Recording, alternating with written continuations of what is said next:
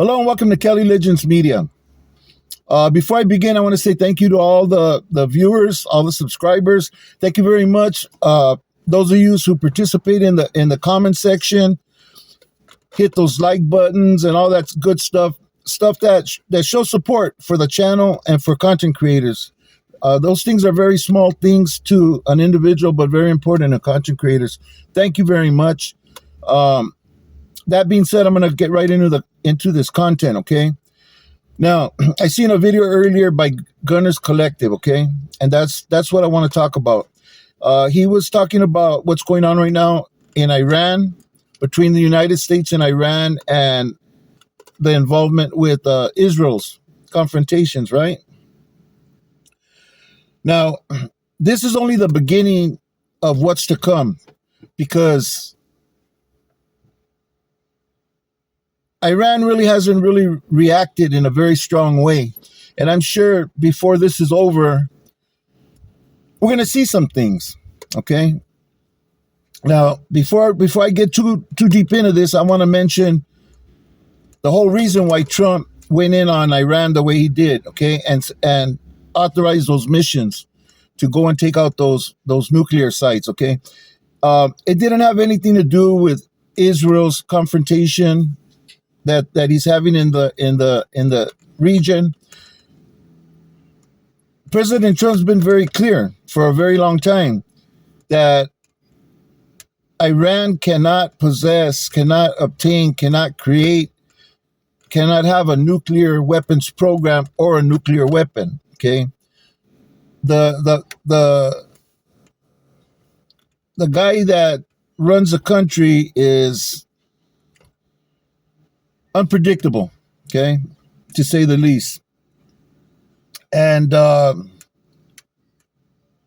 believe in the jihad and the holy war and America being Satan, the great Satan, and plus they have political reasons why they want to control that region, okay? But Trump's main concern was the nuclear weapon. Everybody knows that, okay? So he sent these missions to take out these weapon sites. One of them was underground, 260 feet underground. He had to use those bunker buster bombs to penetrate through that dirt and rock and destroy these sites, or at least one of the sites, okay? Which was suspected of having Iranian, or how do you say it? Uranium. And it was nuclear grade. They could use it to potentially create a nuclear bomb. So that being the case, Trump did what he said because of the actions that Iran's been taking and the rhetoric that the leader's been sharing with him and the rest of the country. And so he moved first, he moved fast, his moves were decisive, and he took care of business. But that's just the beginning of things, okay? This is the beginning of things to come. Now, does that put the United States in danger? I would say so, some type of danger. Even if they can't shoot a missile from their part of the world and hit the United States, they may have people here in the United States already that could possibly plant bombs, shoot, or unalive people, and even if it means giving up their own lives. We've seen it before, and Iran's the type of country to do those type of things if ordered to do so. So yeah, we are in some type of danger, but I think most of this war is going to be fought over in the Middle East, okay? And besides Iran, we got the Houthis from Saudi Arabia, from Yemen, that he's dealing with. And then being an ally with Israel, we get embroiled in their conflict. So there's a lot of things going on right now. in regards to war. World War III? No, not yet. Could it lead to a war, something so serious that it would be called World War III? I believe it can, depending on what countries get involved and what types of moves are made, what types of weapons are used. Right now, a lot of civilian places are being bombed. Hospitals, they're not government strongholds or military sites. These are people that are in their apartments, in hospitals, in places where civilians are, and they're sending bombs. Iran's sending bombs in there, and the ones that get through the dome that protects Israel from missile attack, sometimes some get through and destroy these buildings that kill civilians, okay? So Iran's making a lot of threats, okay? Now, real quick, let me just mention, Iran's going to be the type of war, I believe, that's going to be fought with technology, okay? It's going to be fought in the sky with bombs, with missiles, and any other attack other than sending in foot soldiers, okay? It's surrounded by mountains and hills on two sides. It has a waterfront, also adding some sort of protection to them. And then they got the deserts that are along the outskirts of Iran that's impossible to drive tanks and other heavy machinery through, which is needed to support ground troops. So I don't think this war is going to be fought on the ground at all.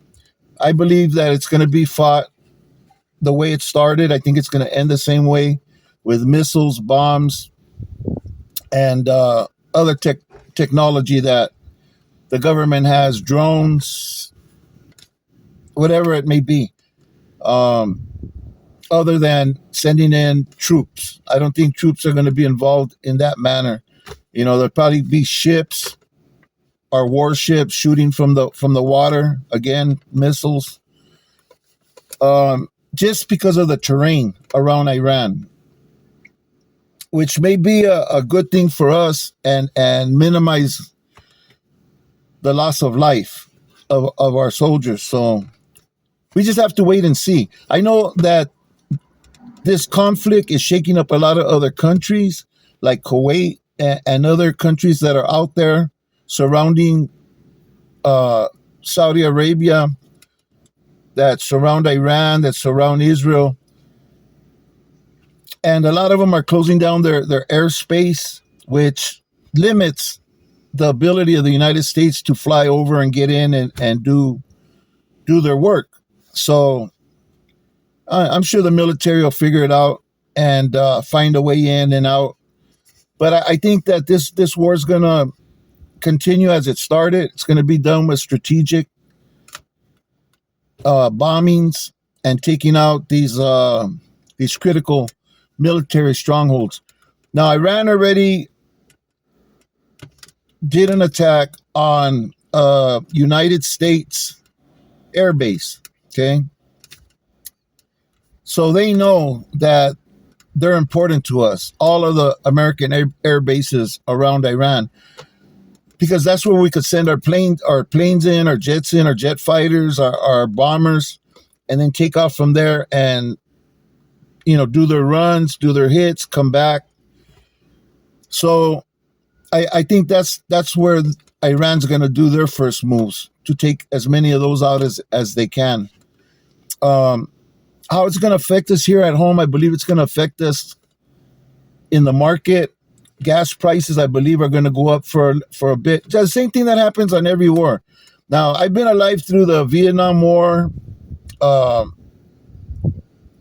and all the wars that took place since then. Desert Storm, Afghanistan, Iraq, so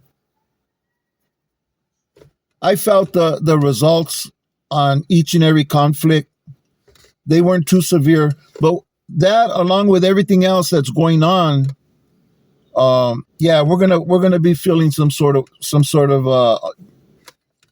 I'm gonna call it more than discomfort. You know, our lives are gonna be disrupted in some form or fashion, I believe.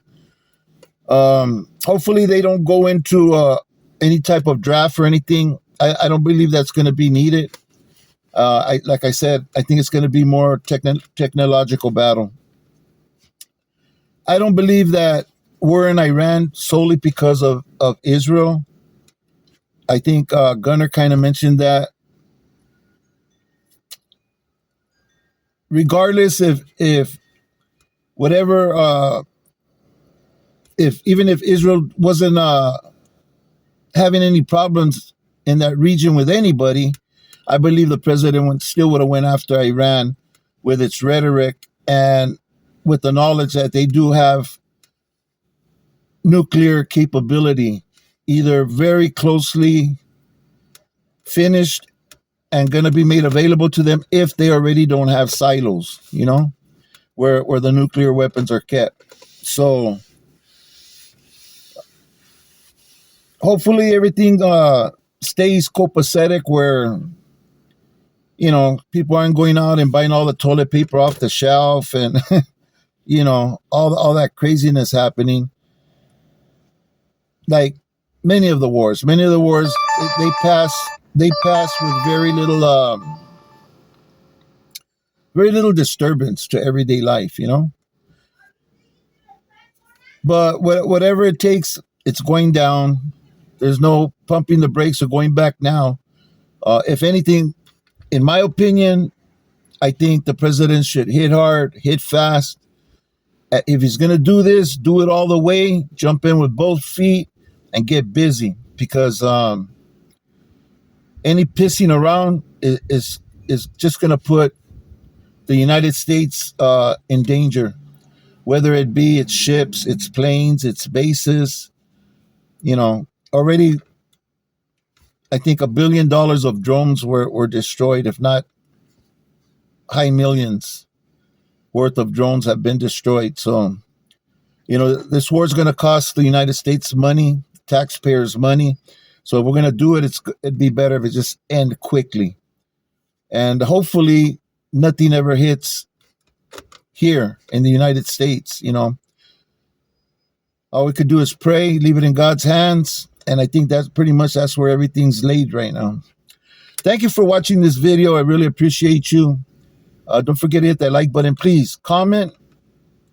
I'd really like to know what you know or what you think about what's going on over there. Mostly with the Iran situation. I know we have the situation with the Houthis from Yemen, and then the war between Israel and the Persians. So there's a lot to talk about. A lot of situations could arise from all of this. And hopefully, so far, no other government has been stepping in and joining in against us. Hopefully it stays that way, because there's very powerful men out there with weapons that can reach the United States, and hopefully it never comes to that. But thank you for watching. God bless you. God bless your families. Stay free, people. Right now is an important time to be out here with your family, because we just don't know. We don't know how this is going to go. We don't know how serious this is going to get, and we don't know how far reaching into the United States this conflict might reach. You know, might reach us in our pockets. Who knows? Maybe like Gunnar said, man, bullets and toilet paper might be the number one commodity, you know, in the near future. We never know. Stay free, people. Thank you for watching. Don't forget to hit that like button. Really appreciate each and every one of you. See you in the next video.